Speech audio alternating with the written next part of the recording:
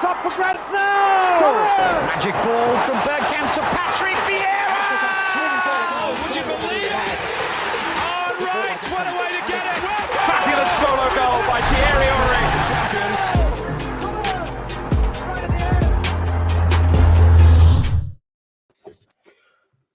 Good evening, everybody. A very warm welcome to the Arsenal Lounge. Sorry for the delay. Me and Tom were here waiting for Lev to turn up, so it is what it is. Sometimes I'm sure Tom will back me up on that. Lev, how you been? Why are you late? I'm not saying anything. It's not like I'm just not saying anything. I'm not late. I was here. I was the first one here, sitting like a muppet in the studio. Shaheen, you're coming in, out, in, out. Don't even talk to me until Tom comes in, and now he's trying to have me up live on the lounge. And hello, good evening to everybody. I'm good, man. I'm really happy. I'm in a good place. Thank you for asking. And it's a pleasure to be back. Yeah, very good, mate. Very good. Excited to be an Arsenal fan right now, to be honest. Just very nice to be an Arsenal fan and, enjoying picking up 3 points. Not only just Arsenal picking up 3 points, boys, but a certain someone got 3 points at the weekend as well. I know. And a little 2-0 prediction came true. So, I'm surprised he hasn't booked up yet. I think officially Lev is now on his own at the bottom of the table. Just putting that out there. I think that's now the case. Yeah. By how much? 2 points, I think. Hey, it's still like 11 games to go, boys. Yeah, relax, yeah. Yeah. There's plenty of boys. Wait to go. I'm sure Lev will sort something out because last week you were not here. Lev and Moore ran a little poll on his Instagram. And he asked people how much should each person pay, and a lot of people voted for £50 per head. So that's the damage. But everybody that is watching on Mo's channel, Mo obviously he's having a wonderful time in Dubai, so he's not here this week. And can't believe that's so selfish, man. Could just stop and he could have done that live from Dubai, couldn't he? Well, he's having fun with his wife and kids, so we'll let him be, and we'll let him enjoy the show from distance. I'm sure he's going to watch it at some point. So, hi Mo, hope you're having fun. Where should we start? Do you know what? I want to start with something, and I know Tom might be in the same boat as me here. You were not here, Lev, last week. We done a show. That's twice you mentioned it now. I wasn't here last week. No. I'm not having a pop. If I wanted to have a pop, I will call you and I'll tell you. All but right. Do you know what? After the show, I got a battering in the comments. Did you see that, Tom? Yeah, people were saying that me and Mo should host it. Yeah, and I was like, what? No. There's some people. There's some people in life that are like this as well. If they don't agree with you, automatically you don't know nothing, or you don't know what you're talking about. Well, you know what I was doing? What I was doing on my day off on Monday? Don't you old busy fingers behind the keyboard? Yeah, well, no, I just want to point out. Tom, I know you had this issue as well before. Whereas if you've got an opinion that people don't agree with it doesn't mean you can come in and say, "Oh, you don't know about this, you don't know about that." It's okay to have a different opinion, and I don't know why some people are like this. Everyone is covered. There was a guy actually. I put a post on YouTube this morning, and there was a guy who said, "Oh, I can't wait for Shaheen to now turn around and having a pop at Odegaard." And I replied to him. I said, "Well, why? I'm happy we won. Why do you think I should have a pop at Odegaard?" I said, "Yeah, because you've got an agenda against Arteta and Odegaard and this and that." And I just wanted to address that. Look, at the time that I was critical of Odegaard, he was not performing. He was actually dropped, right? And Arteta, when I was critical of him, he was not getting the results. Team were not performing. And I've given him credit for games, and I've praised Odegaard for last game, and I'm going to praise him again today. So it doesn't mean because I've given my opinion at the time about something, I don't know nothing about football. There was Lev, I forgot Watford's stadium, Vicarage Road. I forgot the name, right?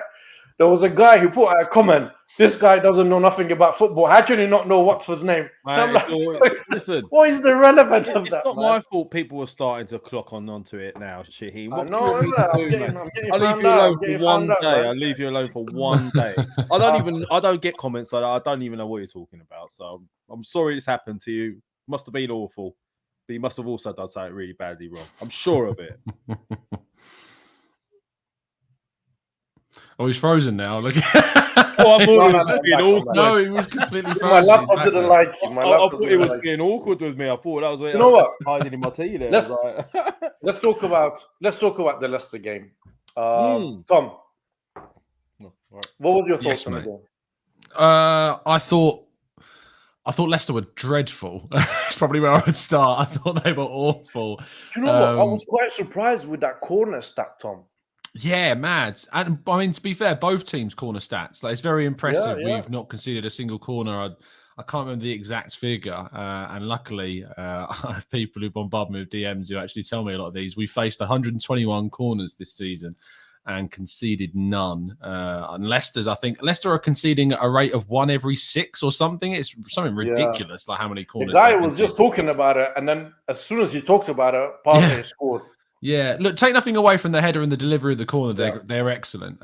Leicester should defend it. They shouldn't be allowing a near post header to go in like that. Let's be real. But Leicester weren't good. They played midweek. We knew that. However, we played very, very well. When we were on the ball, some of the interplay was excellent. The way in which we pressurised Leicester was really good. And even though we allowed Leicester to kind of have a lot of the ball in the second half of the first half in particular, they never really threatened. I'd use the analogy of like a bully holding a small child at arm's length, or they swing their arms and apply no damage to you. That's kind of how it felt. We were just holding Leicester at arm's length, never really threatening us whatsoever. Again, it was another masterclass from your favourite player in the world, Shaheem Martin Odegaard, who was absolutely fantastic. What you were saying about him. But Thomas Partey as well. I mean, we talk about players in 2022. Odegaard has shown, but Thomas Partey is showing exactly the player that we bought and why we bought him and why we paid that much. And look, we'll go on to some of the specifics, I'm sure. But overall, I was very happy with the game, very happy with getting a comfortable victory. But, I felt like it was a relatively comfortable fixture, considering the expectation and the pressure that was surrounding it as well. Yeah. Well said. Lev? Oh, I think, Tom's put it really, really nicely in his journo style. But I mean, I don't know, something about kids and arm's length and all this shit. I can't give you that stuff, boys. But what I will say was I was really impressed. I was really impressed the way we're playing. The Watford game, we saw the patterns of play, but we did concede, and I was getting a bit concerned that we kept on conceding sort of late in the game. So that was a slight concern. But for me, I just think the fact that we carried it on into the Leicester game and showed it against the better side. Okay, we're all talking about the fact that they've got Europe in midweek and all of that, but even they came out when being sort of questioned after the game and didn't use that as an excuse. They feel that they've been managing that quite well, but our performance was good. We did play very well. The thing that excites me most is the patterns of play that we weren't seeing before. You're starting to see Odegaard, that sort of conductor we've been lacking, that Fabregas, that Santi Cazorla type player, is starting to come out in Odegaard. And I, for one, was one of those who had doubts about him. I'm not going to sit here and lie about it. And I don't see why we should be frightened to admit if he wasn't sure or if he wasn't right about a player. I always knew he was talented. I just wasn't sure whether he could fit into the sort of role we expected from him. But he's proving me wrong. And so may it continue. I mean, he's brilliant. He's been brilliant. I'll have to say that. Partey looks like a player now as well. I think with a striker, we would have scored more yesterday with like a goal-scoring striker as well as Lacazette has played. So the great thing is there's room for improvement in this team, but we're still looking really good. Yeah, and I echoed that as well. And I thought it was a really, really good performance. Check this out. Hear me out, right?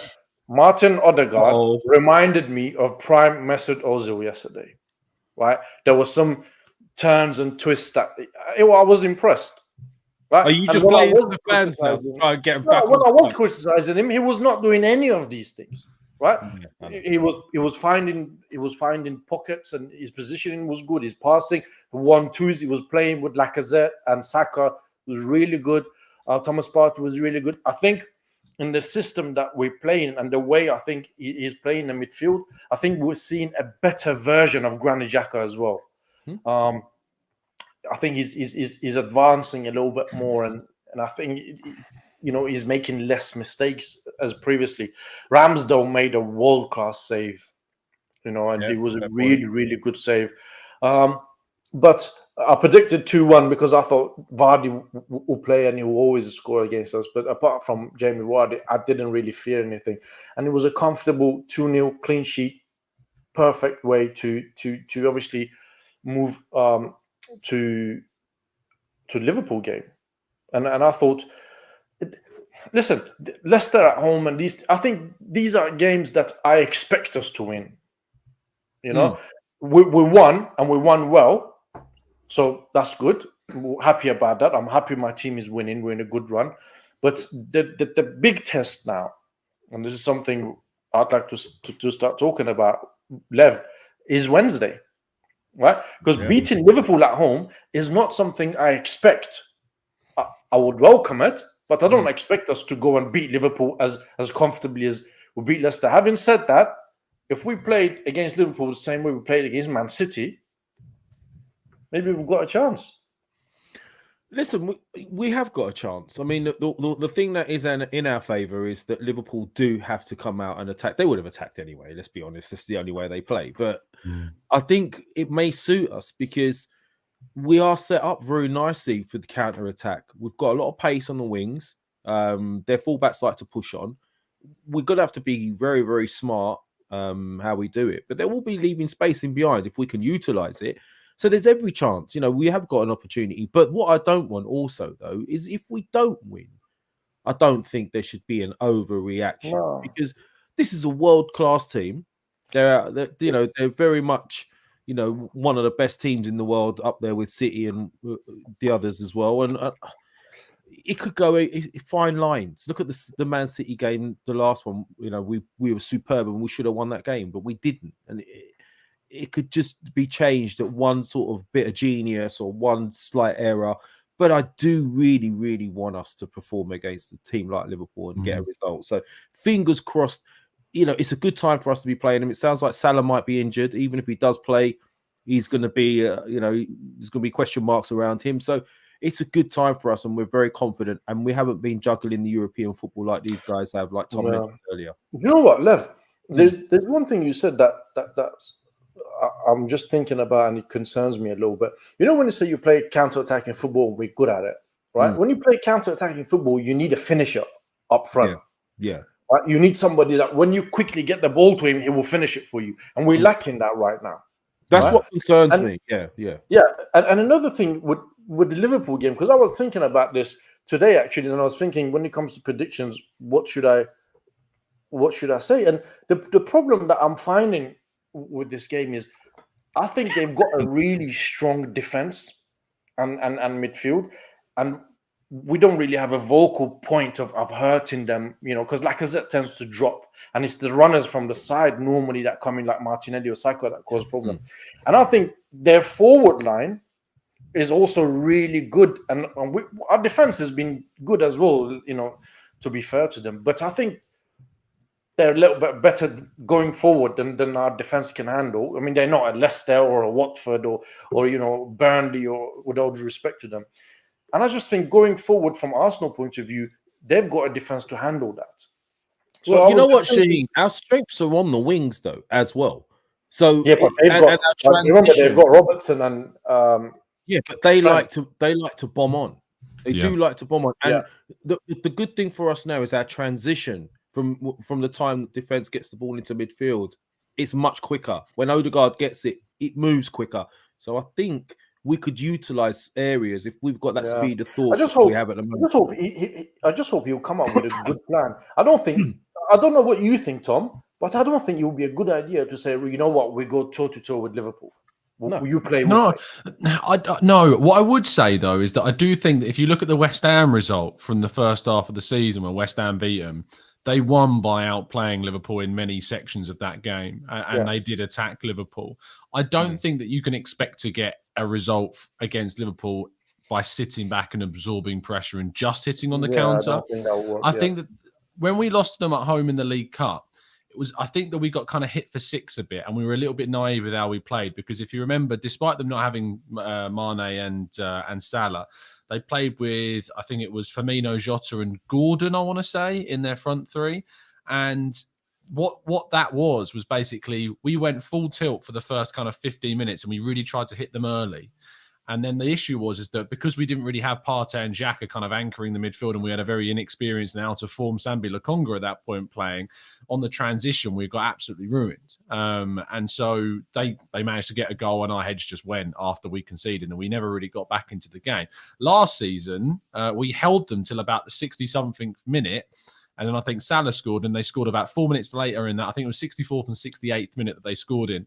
And then they got a third goal in the 82nd minute. And again, our edge just went. So I feel like if we can get the first goal in this game, we've got an amazing chance of getting a result. But if we were to say go 1-0 down, I'd have real concern about kind of our position and our foothold in the match. And that's what Arteta's got to kind of manage. And there's a lot of discussion, and I'd love to know what you guys think about whether or not we should go to a back three in this game and bring Rob Holding in like we did at Anfield after Xhaka got sent off, and whether or not we should kind of hold it and hit on the counter, and you say Tavares in a wing-back role and Cedric would be a lot better, because then we wouldn't have to worry about Cedric's defensive frailties because we'd have the extra centre-back. Exactly, Tom, because that's the next thing I was going to say when we were talking about the forward line of Liverpool and our defence.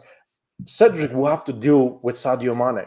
Yeah. And I think Mane is a far superior player than Cedric. He might be able to handle, Leicester's and Watford's and that sort of game. Fine, right?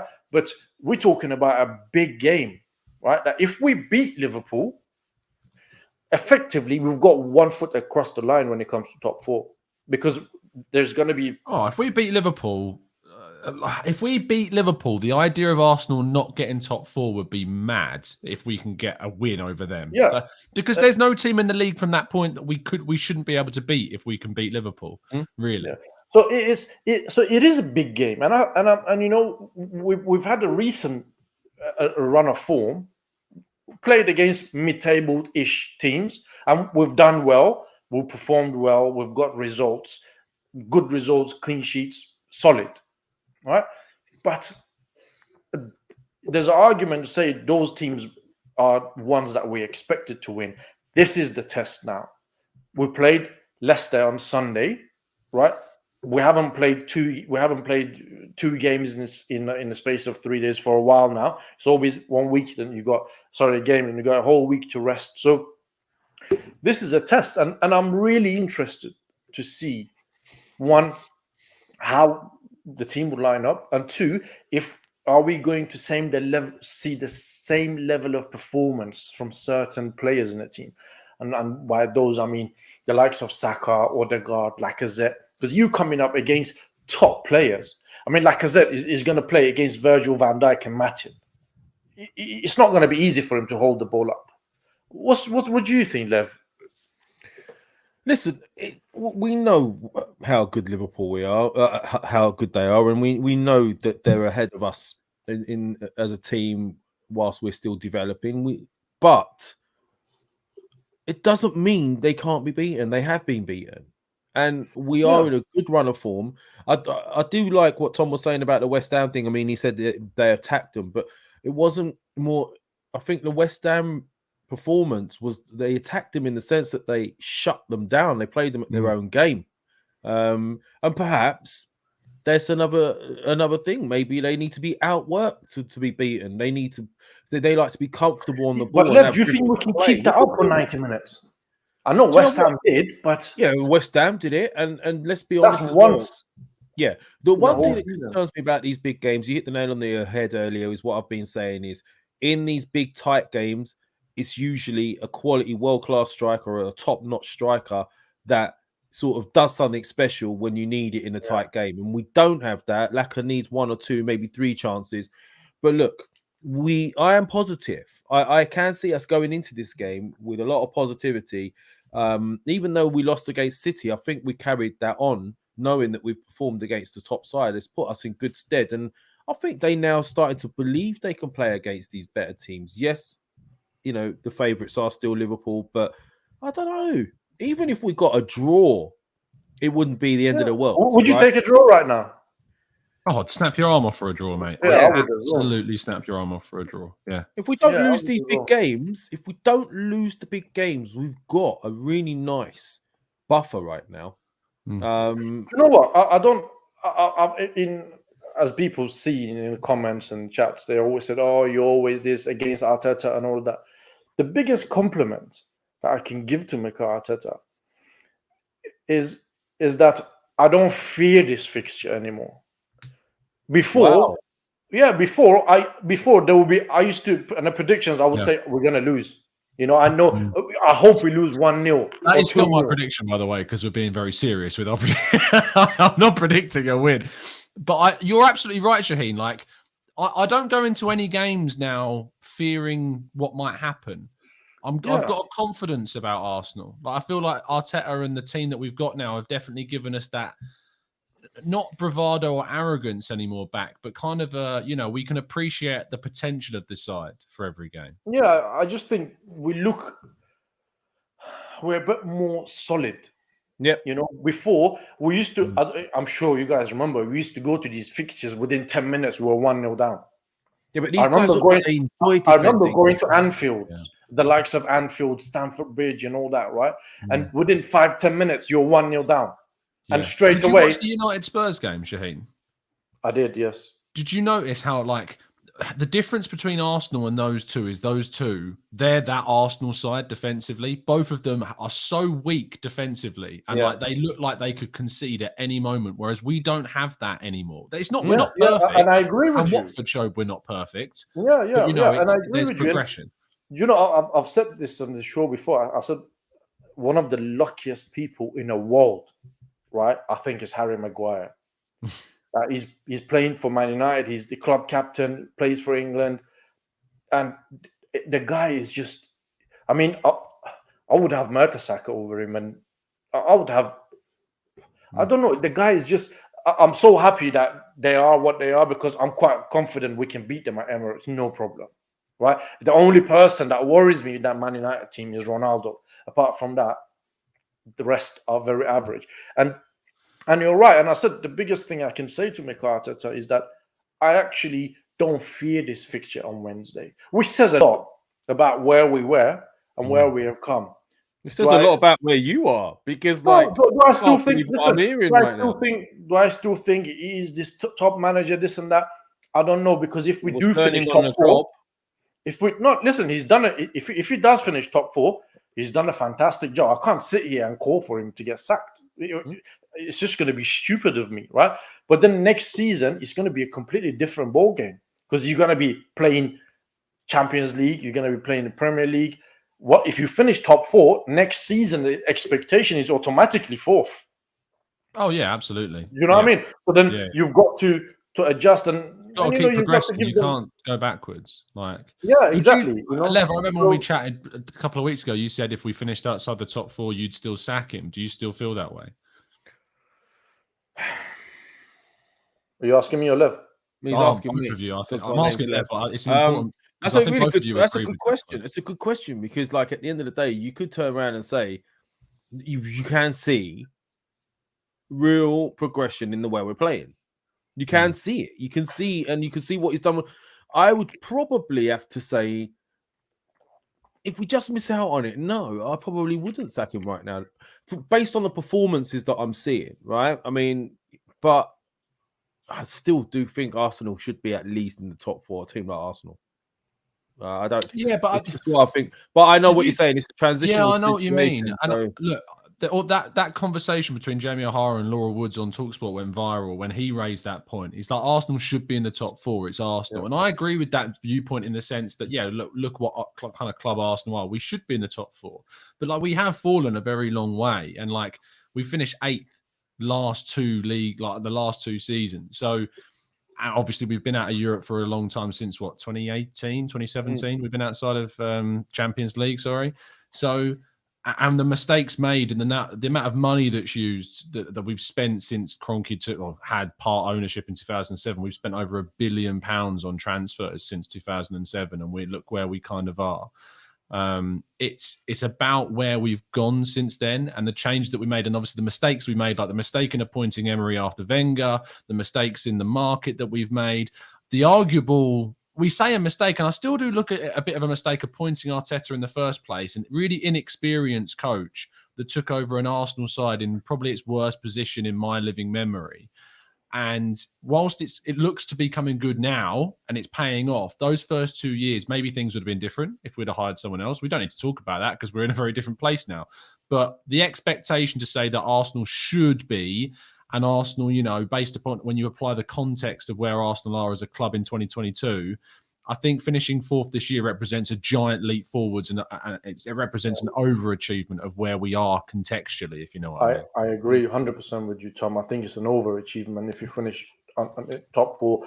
So you wouldn't sack him, Shaheen? You wouldn't sack him? No, I wouldn't. No, I wouldn't. Wow. Jeez. Because, look, you've got to... Looks like the loud just broke you in the comments. No, it's not that they broke me. It's just that, listen, you know, I don't have anything against the guy personally. No, right? You've got to look at his performance, and at the end of the season, if we're just missing out on top four, you've got to look at his performance as a whole and say, yes, there has been mistakes, there has been issues, or whatever, right? But overall, he's improved the team. Team looks better. We're finished higher up, and I think the fact that he's playing one game a week has helped him enormously because he gets to spend a whole week with them in the training ground. Can I throw something into this then to make it a little bit more spicy, right? So I hear what Tom's saying in the sense of he was referring to a conversation we had a couple of weeks ago. I said, look, well, I expect top four. If not, we sack him. Now we're saying, look, based on his performances, do you know what? You know, he's looking good. I wouldn't sack him. And some in the chat rightfully say it would take us back a little bit because I know Nick was saying... I saw that coming. I know Nick was saying Emery finished fifth and all of this, but I think this team needed more than just having a manager. It needed a total change from within and gutting. Yeah. And I think Arteta's done that. He's changed the mentality. You got to remember the mentality of this team a few years back. We were always a bit soft-centered, and we could have loads of possession and lose. So where I was going with this was this. Okay, I agree with what you're saying. You know, maybe we shouldn't sack him if we don't finish fourth or whatever. But then there's the opposite argument, which is as follows. From this position where we're at right now, we've got huge buffer, 3 games in hand, right? It's there for the taking. Would it not be a huge failure at this stage not to make top four? And then should he not be judged on that? It depends, Lev. You know, for all you know, for example, I'll give you for argument's sake, right? Against Liverpool, Thomas Partey and Lacazette get long-term injuries. You know, if these are the reasons, then we fail to qualify for Champions League. You would understand. But if we fail to qualify for Champions League because of the manager's downfall, or he starts making dodgy decisions, which he hasn't for a while, right? Then you've got to say, well, it's on you and that we have not failed. I mean, Tom has put something on a private chat for us as well, that he says there are reports. I can't put that on the screen because I don't have the facilities, but it says reports coming out now that Arsenal confident that Arteta will sign a new deal. PSG are interested in Mikel Arteta. I'll put it in the chat box so you can highlight it as well. Here we go. So if let's say, I'll put this back to you, Lev, actually, and Tom. Let's say he qualifies for Champions League, right? And then PSG comes knocking on the door. Yeah, go ahead. And now Arsenal, out of a sudden, they're going to be panicking that, we don't want to lose this guy because... There's also a chance that his agent could be doing that, knowing that there's contract talks coming up and leaking rumours like that. Because... Possibly. You know, and based on what you're saying to me earlier, you know, if they don't make it and all of this stuff, I hear what you're saying, but I still feel that right now, at this point where we're at, although it's overachieving, it is there in our hands to get top four. And if we don't, it'll be a huge. It would. The more I think of it, it would be a big failure. from where the position we're in now. I understand from the start of the season to now we can say, oh my God, we've overachieved. But now we're here. We've got to look at the situation as is. And the facts are we are in a very strong position. We've got 3 games in hand over Man United, who's going to drop more points. We've got some difficult games coming up, but you know what? Talking about difficult games coming up, right? So we're playing Wednesday. We're playing Liverpool at home. On Saturday, and it's an early kickoff on Saturday, right? We're playing Aston Villa away. This could be a tricky one as well. And then afterwards, we're playing Crystal Palace away. Palace away is always a difficult fixture. Then we've got Brighton at home. I think it's fair to say I expect 3 points. Southampton away. And then you got United at home, West Ham away, Leeds at home, Newcastle away. I watched Newcastle against Chelsea. They look good. All right. How good was Guimaraes in that game? He was brilliant in that game. Annoyingly good, yeah. Annoyingly good. Yeah, but Newcastle away, and it's towards the end of season as well. So Newcastle might be trying to secure their position. And then last game at home is Everton at home. And Everton are in a bit of a dodgy place. So they could be playing for survival. I'm not worried about Everton. No, I'm just saying it's not the easiest of run-ins. Look, right? the one winnable game, and the Chelsea game obviously is to be rescheduled as well. It's not in there. So the fixtures coming up, reading out this fixture, if he finishes in top 4, it's an overachievement, wouldn't you say? Yes. No, if we finish top 4, it's an overachievement. Yeah, I agree. It's an overachievement. At the start of the season, I thought Arsenal would finish 6th. That was my prediction. Based upon the business that Manchester United had done. And let's be real, everyone was touting United as title challengers at the start of the season. That's where people thought they would be. Chelsea just won the Champions League. Spurs had just brought in a new coach after sacking. Who was it they sacked before? Was it Ryan Mason and then previously Mourinho, wasn't it, before they brought in Nuno? Which I thought was a bit of a lame appointment, to be fair. It was a desperate one, really. When you've got one of the top 2 strikers in the world, and you've got a player like Son as well, look, they're always going to be a threat. I thought that we would be better than them, and I actually thought West Ham might have done a lot bit better than they did if they'd assigned a striker, but they didn't. I predicted 6th. Arguably, that would have been an underachievement still, because I think we do have the 5th best squads in the league. I think Man United have a better squad than us. Individually, they do. But as a team, as a collective, they just haven't gelled this season at all. Yeah. I mean, you listed off a couple of players like Ronaldo's their only good player, but look, Bruno Fernandes last season was probably the best player in the league, besides maybe Salah and De Bruyne, arguably. But Fernandes was up there with being the best. They've brought in Ronaldo. They brought in Sancho, who was in double figures for goals and assists for Dortmund last year. They had a mad team, and they spent a ridiculous amount on it. And we spent more than anyone else in the summer, and we had to, because of all the previous mistakes that we've made in the market. We've had to try and arrest this slide by making really important signings. But it's not like the 150 million we spent it's not like we went out and got a Ronaldo or a Varane or a Sancho. We went out and made astute signings. We went out and we didn't make, what's the word I'm looking for? Inspiring signings, I don't think, did we? I wouldn't say that Ødegaard and Tomiyasu and White and Tavares and Lokonga and Rams, I wouldn't call them inspiring signings, but they've proved to be smart signings. Yeah. And I think what a lot of people have wanted from Arsenal in the past is for Arsenal to be Chelsea or to be City and to go out and, buy the big players, when it's not really been possible. But when we've had 150 million to spend in this market, we've gone out and been smart with it. And that's the reason why we are where we are. And I've had a really interesting back and forth with Nick, and it's all respect, by the way, back and forth in the chat box. I love joining your chat box, boys, because, I didn't get to talk to these people usually. But it's interesting that I think Nick put the comment saying that Emery would get us to top 4 from where we are right now. And, the irony about that is that if you look at where we were in that season in 2018-19 with the 14th of March now we were a little bit obviously further ahead in the season by that point, and there was 8 games left of that season, and we only won 3 of them, including the last game of the season against Burnley when we had nothing to play for. So we choked that year where we should have got into the top 4. And that's going to be a really good comparative for this season, is about whether or not we choke with this manager compared to where we choked with Emery. And not having European football is going to be a big, big bonus to Mikel Arteta.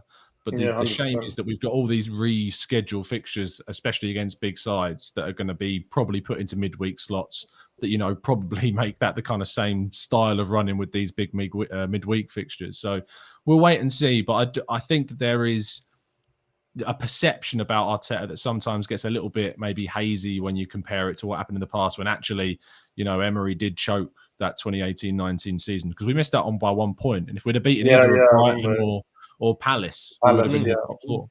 And listen, I think sorry to interrupt, but I think if you look at this team now and what he's done, he's literally had to gut it and get rid of a lot of dead wood, and he's changed this team, right? And what's the thing that impresses me the most is the mentality has changed. So there's people in here still criticizing the guy. At least be humble and accept that if he's doing a good job, you're just as quick to criticize. Be just as quick to praise the guy. The mentality of this team has changed. You can't deny it. Why do you think they do, Lev? Why do you think there's still so many people that... Do you know what it is? It's ego. Fans do not want to admit they've said something wrong. They want to always prove that they're correct. And it just drives me insane. When you're looking at conversations you have on social media, they've said something and they stand behind it and they're so buoyant with it when they're like... Yeah, but Lev, it's very easy. It's very easy to stand by what you say on Twitter or Instagram because it's just a keyboard. You write what you say and it's the end of it. Whereas if you have a face-to-face argument with somebody, they might actually admit at some point. It's this crazy ego thing that's seeped in recently that people don't want to admit they might have got it right or wrong. Do you know what I mean? Like, just accept it. Nothing's changed. It's been like that for years. Yeah, Lev, we're just talking about the fixtures and what's coming up and everything, right? We've got somebody in the comments, ED or EDI, right? This is a very interesting one as well. This is it's a different point of view that we never thought, I didn't touch on. He says, Shaheen, I don't think all these teams you mentioned are happy to face Arsenal either.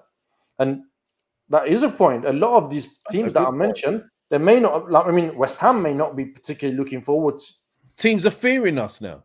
Yeah, they are. Liverpool are going to be looking at this game on Wednesday as one of their hardest fixtures between now and the end of the season. You're absolutely right. They're not going to be looking at this as the old Arsenal where you come in, play tough, play hard. They will make mistakes at some point and you score.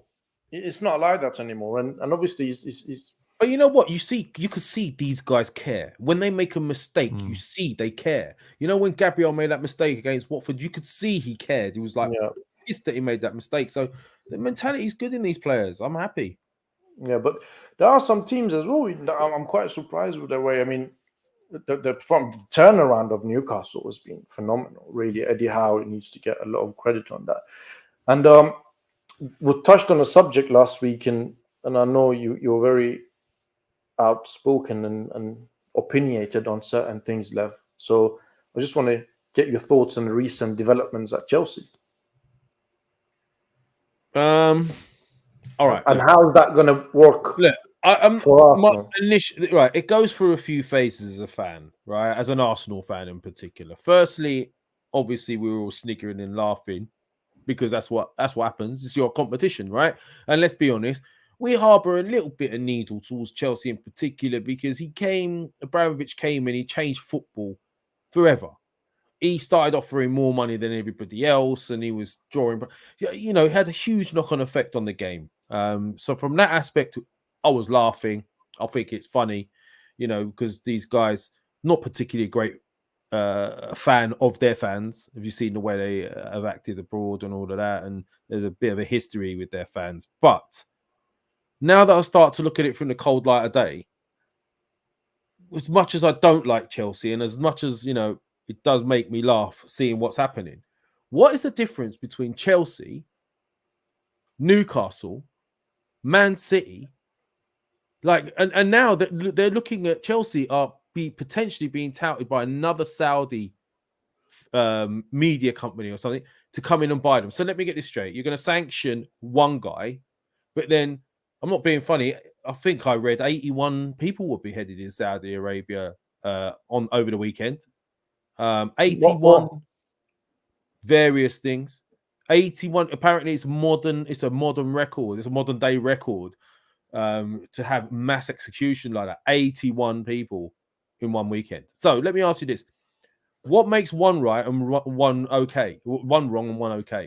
There seems to be a lot of hypocrisy when it comes to sport at the moment, using politics and one side when it suits them and then being told to stay silent, another side when it don't suit them. There's a lot of things like that. But there's another thing that we discussed as well last week, Levin. Just want to get your opinion on it as well. And I think it's really fantastic that football has come together for this Ukraine issue and what everybody's going through. 100%. You know, Arsenal before the game against Leicester, you know, they're bringing out the banner, everybody gets behind it, and there's one guy on the side with a big Ukrainian flag. I remember when Mesut Ozil came to talk about the Uyghur Muslims, Arsenal was so quick to distance themselves from that. It was shut up.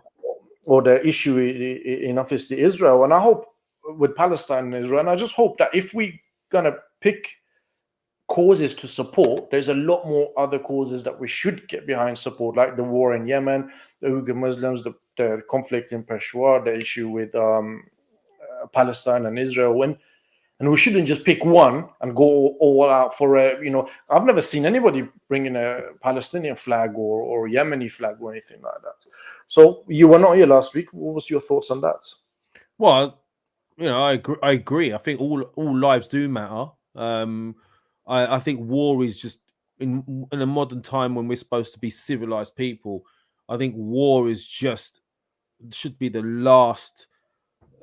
You know, you shouldn't even be looking at that. And there's war's been going on for a long time, and nothing's been mentioned. And it only seems to highlight things that suit and things that don't are kept and swept under the carpet. But this whole Chelsea thing is exactly the same sort of thing. This philosophy is going everywhere now. So one thing is wrong somewhere, but if it doesn't suit your narrative, but it's okay if it does suit your narrative. And we know that for example, the UK is doing business with Saudi Arabia. It's okay. The UK are doing business with China. It's okay. But however, you fall out of Russia, it's not okay. And I just don't get it. If you're going to bring it into sport, bring it into sport. You want to use sport and politics together, hand in hand, then keep it unison. Like one more thing I'd like to add.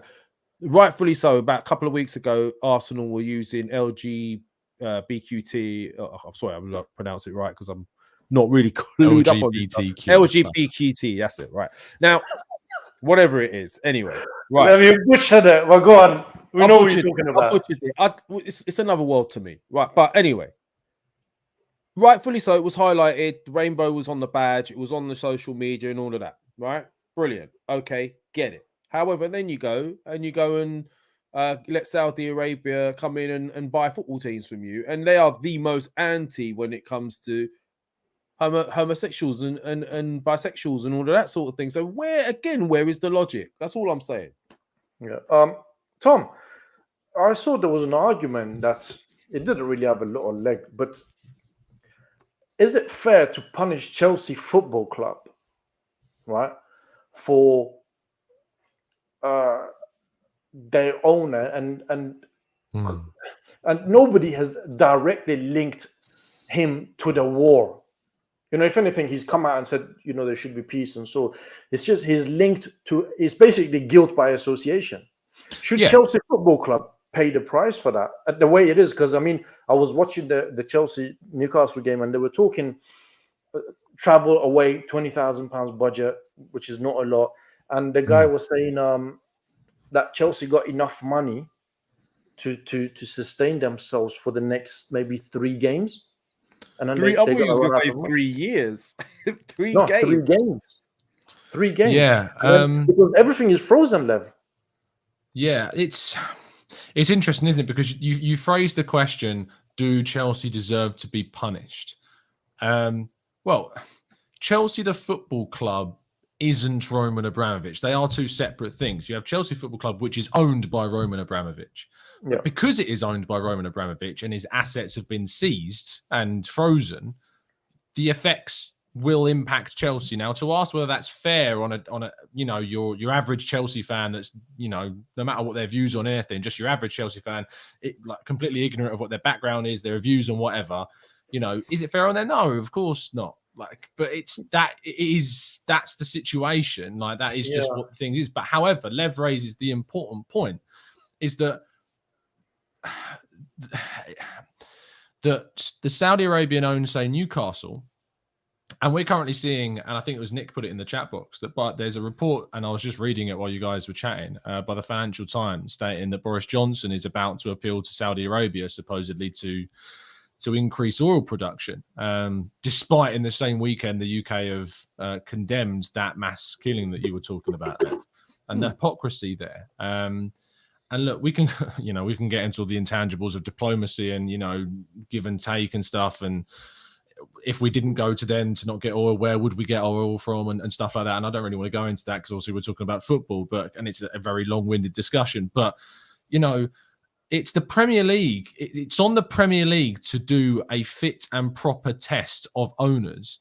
And if the Premier League are not taking into consideration possible links to human rights atrocities, and they're allowing a Saudi Arabian-backed consortium to buy Newcastle, I mean, arguably, you can't even point the finger at the Saudis initially. You have to point the finger at the people that have let them in. Like, you have to look at the Premier League and go, how on earth can you say that's okay? Like, and say and allow that to happen, and then say the same things with Roman Abramovich.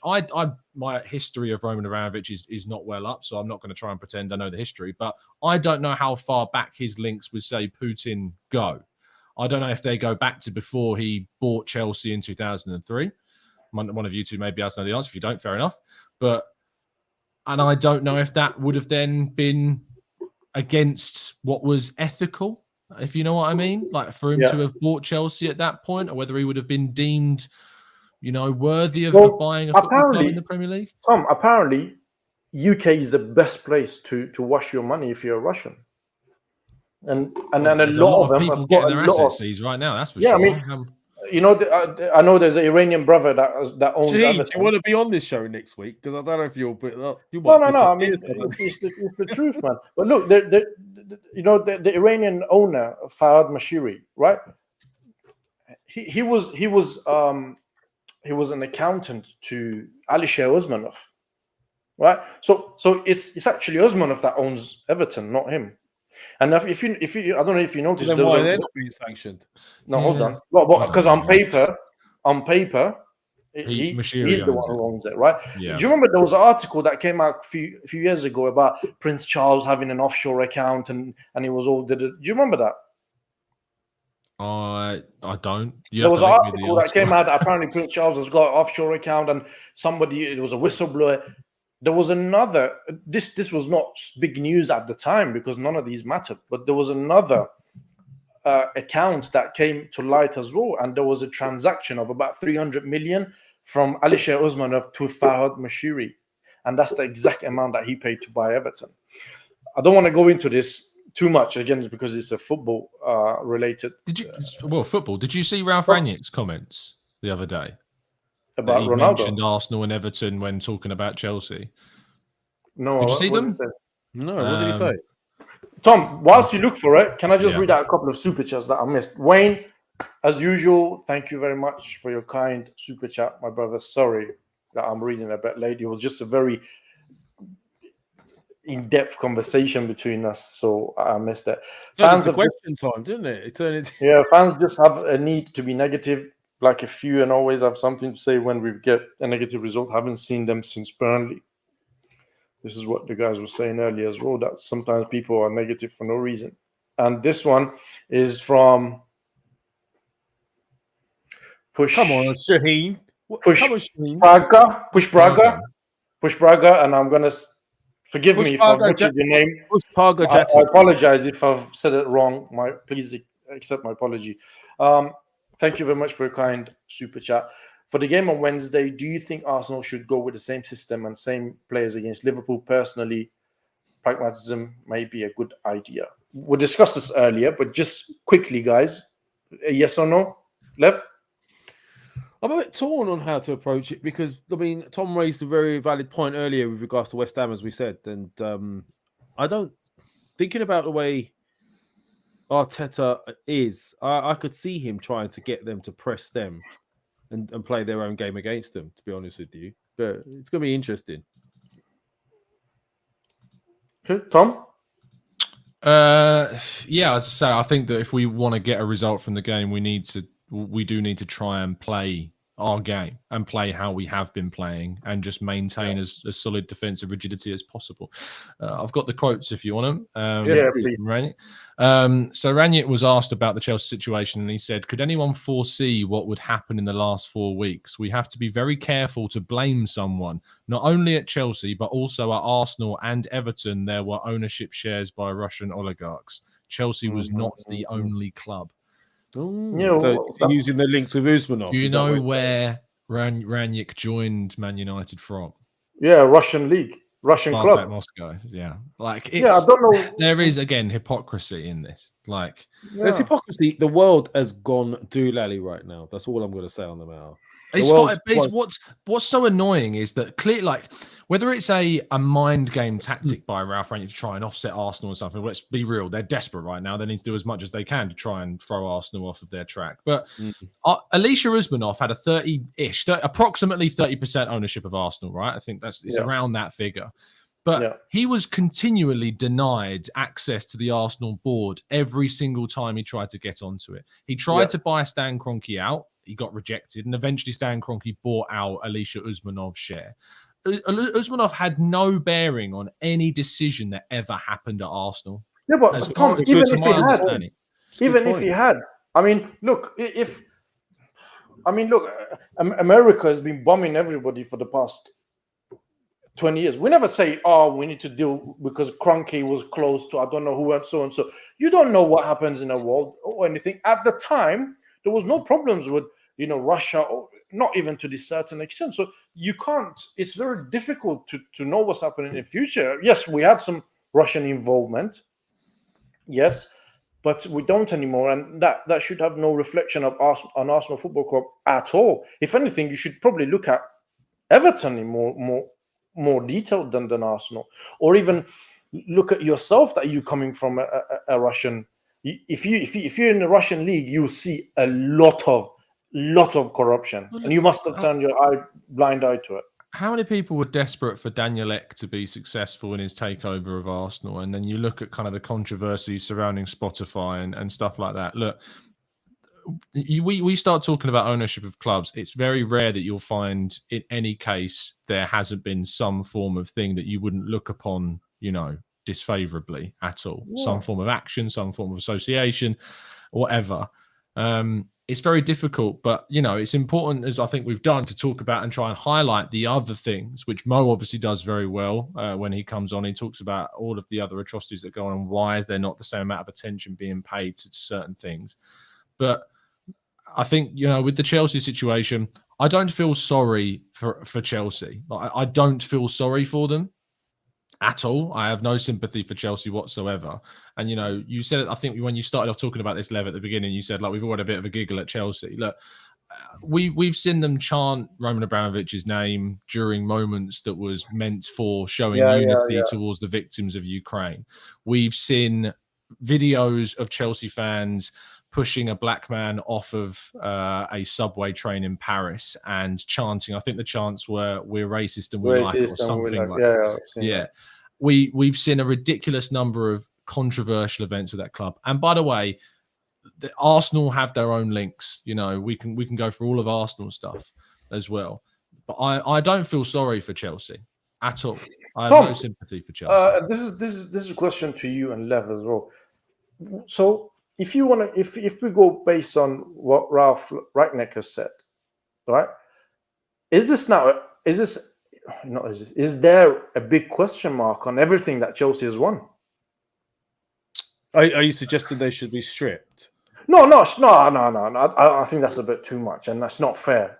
But it's now a question mark hanging all over that now because you won that during Shaheen, the time. do you know how they paid for all the transfers over that? The 1.5 billion. Do you know how they got that money from Abramovich? No. So there's a company that he has that's called Fordstam right now, and so Chelsea owe Fordstam 1.5 billion pounds basically, and that's the money that Abramovich has invested into Chelsea. Approximately that amount of money. Yeah. Arsenal, right? We owe Kroenke money as well because he's taken out loans to refinance loans of Arsenal. Yeah. So if we're going to start having a discussion about whether or not they should lose their, titles or whatever, eventually it will come back round to talking about Arsenal. Like Arsenal and No, Stan Kroenke has Tom. done the same thing with investing. No, I into understand that, but there is now. I mean, he's now being sanctioned, Abramovich, and there's a lot of question marks all over that where Kroenke's aren't. Right, so that's what I'm saying. Now, is this now a big question mark? He's going to hang on that club for some time to come because of what has just happened. And you know what? To a certain degree, I do. I know you guys may not agree, but I feel a little bit sorry for Abramovich. I don't feel sorry for Chelsea. No, not Chelsea. I'm saying for Abramovich as a person. I mean, why am I going to feel sorry for? I don't feel sorry for Abramovich. It's just in the space of 2 weeks, your assets are all frozen. He ruined it. The one thing I will say about that man is he came in and he ruined our game, and he made it a haven for others with money to come and start using clubs to launder and do whatever they wanted to do. So I don't have any sympathy for him in that aspect. What I struggle with purely is the hypocrisy behind it all, because I have zero love for Chelsea, especially the fan base. You do know you live in Chelsea. You don't know that, so you're gonna have to walk your dog out later. Listen. There's so if I was you, there's people that live here that are Chelsea fans, and they're lovely guys. I'm not saying that all fans are bad, but there has been a section of these fans for a very long time, and it's been around for a long time, but it's just a hypocrisy. You might as well. Oh, right. So Russia, then, like you rightfully said, America have bombed invaded how many countries over the last 10 years, 20 years, 30 years? I mean, where does it stop? Like for me, if it was the other way around, I wouldn't be asking for sympathy. Like, if Arsenal ever got in a situation where our owner was found guilty of being associated with something and had their assets frozen and stuff, I wouldn't be asking for sympathy. I wouldn't be chanting Stan Kroenke's name. I'd suck it up and take it, and realize that's the situation my club's in. I'm still going to support them. And I said, we did this when we talked about kind of, Newcastle being taken over by an ownership that has alleged links to human rights atrocities. If Arsenal was taken over by someone who had links to human rights atrocities, would I stop supporting Arsenal? And the answer is reluctantly no, because, I love Arsenal for what it is. I don't love Arsenal for who owns it. I love Arsenal because it's part of my identity. So it's just what Lev was highlighting there is that is a specific section of that Chelsea fan base that has got these associations. And I'm sure if you look hard enough, you'll find plenty of Arsenal fans that have been pretty horrific with some of the things that they've said too. Everyone's guilty of having a minority. It's just with Chelsea, there's been a very public kind of part of it. My knowledge of Roman Abramovich and his business, admittedly, is very, very limited. And when I say I feel sorry for him, it's just I was trying to say is there an other side of the argument that we're kind of not seeing as that there's a man there and this is what is happening. It probably is, yeah. But just quickly to round this whole Chelsea business up, is that going to work in our favor? Because surely there's not going to be another Abramovich that comes and just say, you know what, we spent £70 million on Kepa. He's not good enough. It's all right. We'll go another one. Just bench him. Yeah, and they spent a hell of a lot of money on Lukaku, who's turned out to just be Lukaku. Rubbish. Werner, you buy Timo Werner. He's not all that. He's terrible as well. Yeah. So there's not going to be another situation like that. And no, is that going to make it more of a level playing field? If anything, it'll go the other way. If anything, Arsenal should have the ability to turn it over in their favour. It will make it more level initially. Because Tom, sorry to interrupt you, but I remember before Abramovich took over, I remember Ken Bates bought Chelsea for £1, if I'm not mistaken. Mm-hmm. Right, and I think if I'm not mistaken, I think they were almost close to being going bust. Yeah, they were. Saved the bridge and all of that stuff. Yeah. When he came and he sorted it out.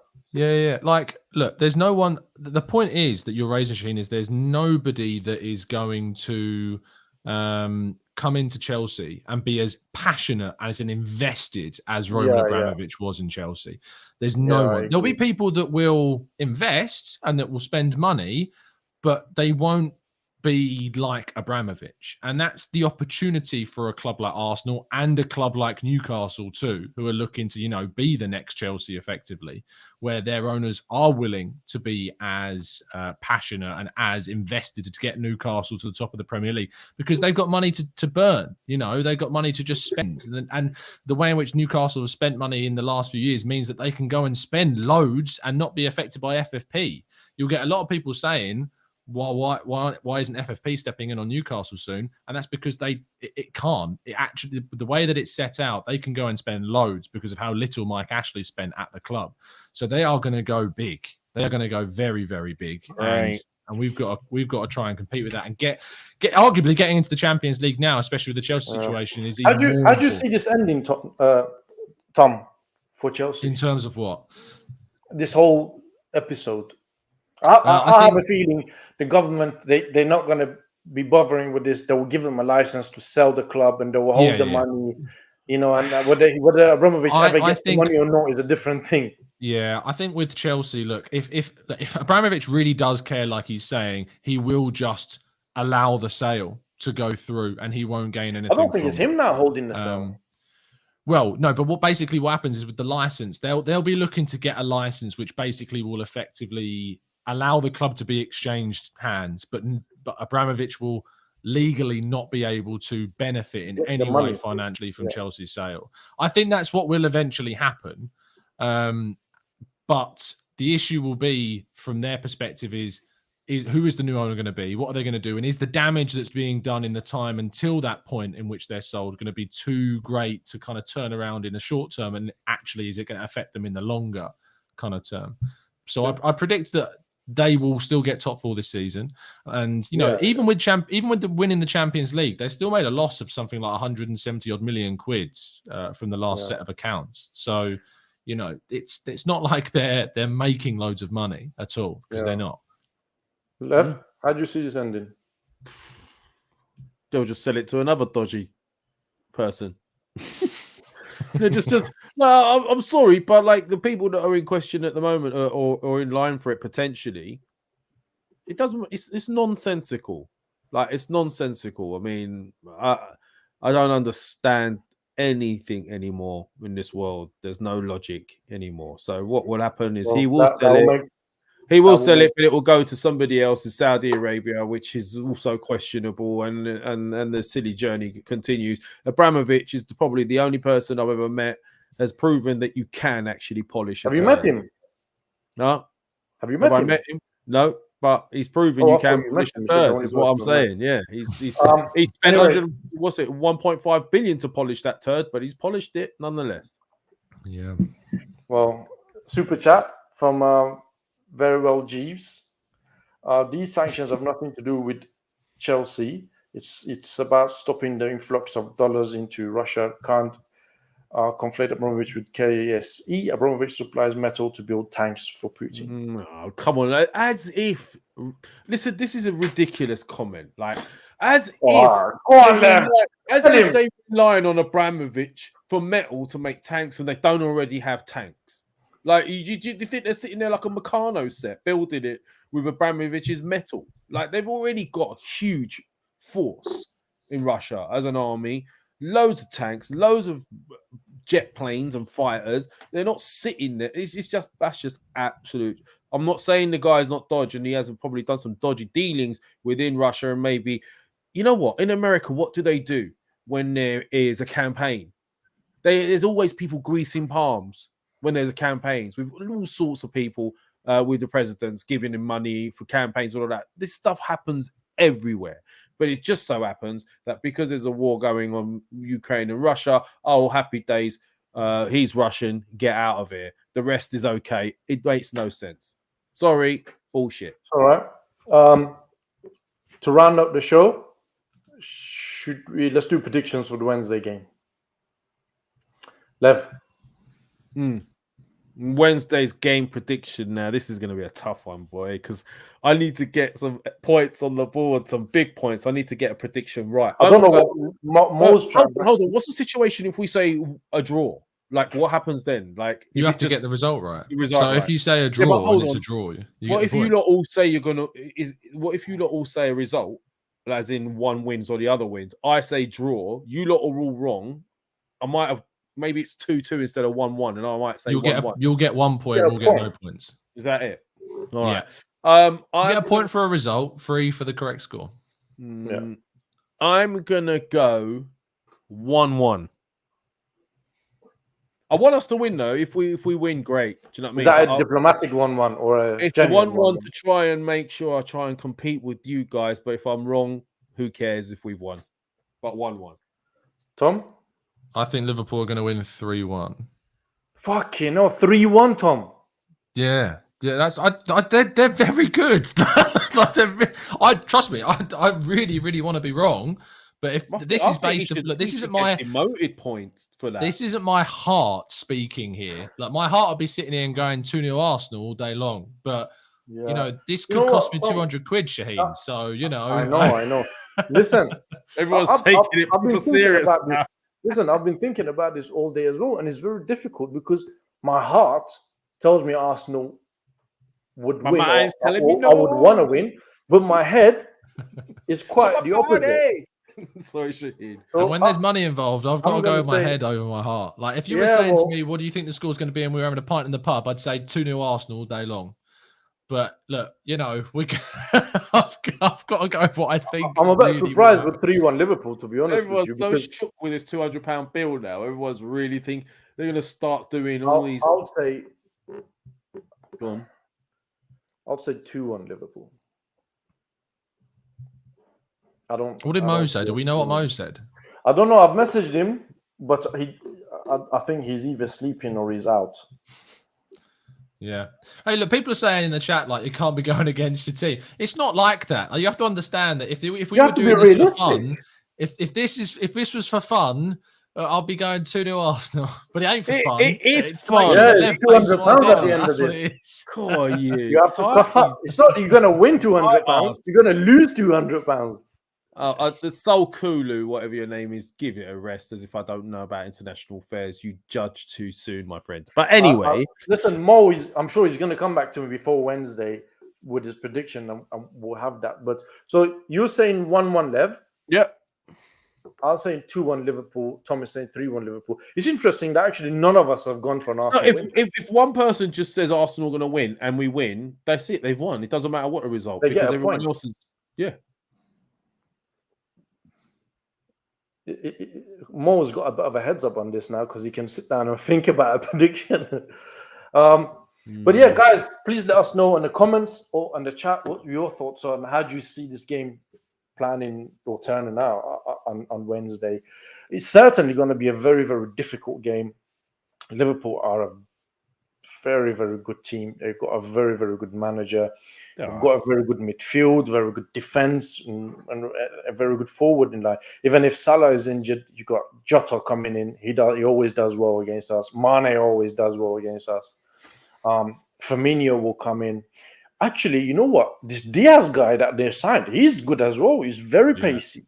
This has become about Liverpool and how good they are. No, it's not about, but it's our position. We have to talk about our position, no? We can't just say, we can beat this team, man. We can do it. We can do it. Why didn't you say 2-1 Arsenal then? Or 2-0 Arsenal? Or 1-0 Arsenal? I want us to win, right? But I could see a draw, so I've gone with a draw. But 1-1, you said. I do still think we can beat them. I do. Yeah, so do I. Yeah, absolutely. Look, I'm optimistic. As we said, you just said 3-1, mate. Yeah, that's my head thinking like logically. Don't sit there go, oh yeah. You just said 3-1. This is a good one. Hey, listen, this is a good one. Nick, you're not going to bait me into changing my prediction. It's not going to happen. No, listen, Nick has put something interesting here. Do you think Arteta and Klopp? I don't think Arteta likes Klopp. I think he respects him, but I don't think he likes him. Yeah, because there was a bit of an issue. I don't like Klopp anymore at all. I can't stand him. I think he's a whingy little man. I don't like him. He's a little moaner. And his new teeth look weird. Yeah. I used to really like him. Even when he first joined Liverpool, I still liked him. But over the course of his time at Liverpool, I just think he's just a little moaner.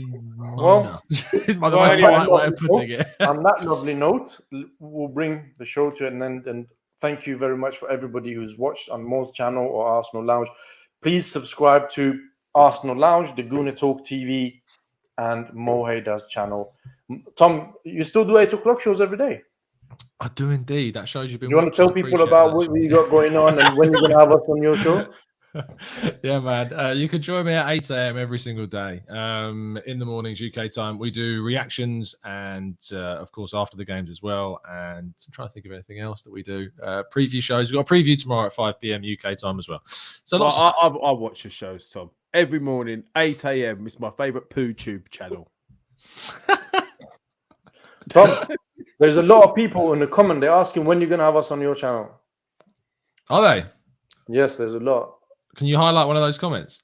Yeah, I will later. I'll show you later. I've seen it. A few people saying Lev. Someone said Mo and Tom should host the next show. They said up there. I don't know why. Right. What is going on? I told them where to go, by the way. So yeah.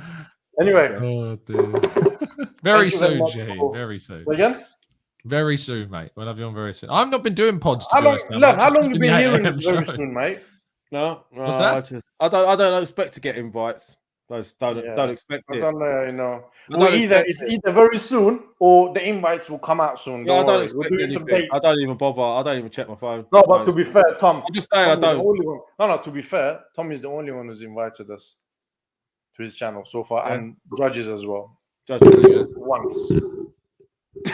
What is this becoming? Anyway, anyway. No, by the way, as well, don't forget, guys, to follow the Gunners versus Cancel as well. Mike and Lev, we need to do something with Mike as well to talk about this charity, etc. And hopefully we'll have Tom as well with us. Anyway, thank you very much, guys. It's been a pleasure, Tom. Lovely having you on as always. It's always great chatting to you. And Lev, do you want to do the final? I'm just so glad. I'm really happy right now to be a fan. I love the way we're playing.